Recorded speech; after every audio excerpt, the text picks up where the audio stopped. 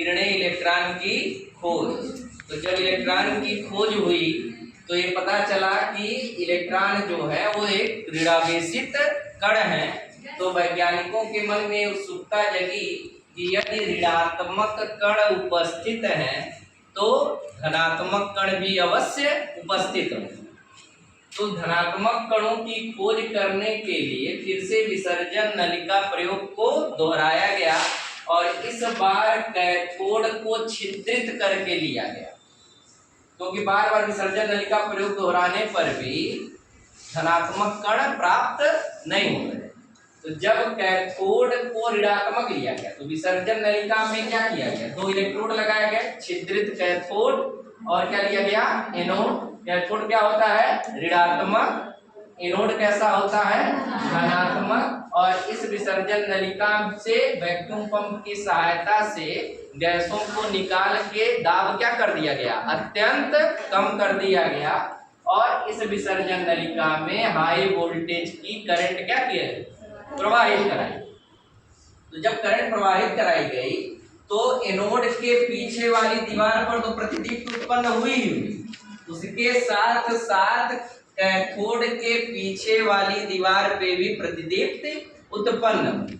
तो ये पता लगाया गया कि इस छिद्रित कैथोड के छिद्रों में से होकर कुछ किरणें कैथोड के पीछे वाली दीवार से टकरा कर क्या उत्पन्न कर रही हैं, प्रतिदीप्ति उत्पन्न कर रही हैं।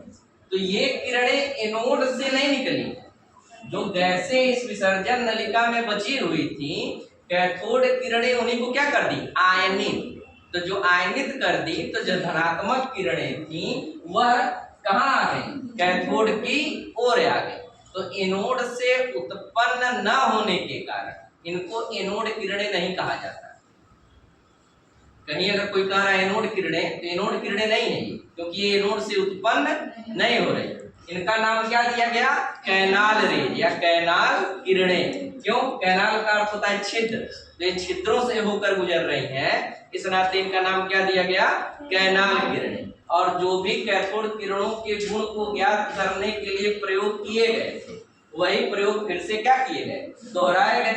इसके मार्ग में क्या रखा गया, एक क्रॉस रखा गया, जिसका प्रतिबिंब कैसा बना, सीधा बना, जिससे पता चला कि कैनाल किरणें भी किस रेखा में चलती है, सीधी रेखा में चलती है। इनके मार्ग में एक हल्का पहिया रखा गया, हल्का पहिया घूमने लगा, जिससे पता चला कैनाल किरणें छोटे छोटे कणों से मिलकर बनी होती हैं। उसके बाद इसके बीच में एक धातु की पतली पन्नी रखी गई, जो गर्म होकर लाल हो गई। इसका मतलब क्या हुआ, कैनाल किरणें क्या होती हैं, ताप दीप्ति उत्पन्न करती हैं। इनकी वेधन क्षमता कैथोड किरणों से क्या होती है, कम होती है। और ये जब विद्युत और चुंबकीय क्षेत्र में से इनको गुजारा गया तो ये भी अपने मार्ग से क्या हो गए, विक्षेपित हो गए। और किधर विक्षेपित हो, ऋण प्लेट की, जिससे पता चला कि इसमें उपस्थित जो कण है वो क्या है, धनावेशित है। और उन कणों को क्या नाम दिया गया, प्रोटॉन नाम दिया। क्या नाम दिया गया, तो प्रोटॉन पर इलेक्ट्रॉन के बराबर ही आवेश होता है, लेकिन धन आवेश होता है। कितना होता है, 1.6 × 10⁻⁻19 कूलाम का धनावेश होता है।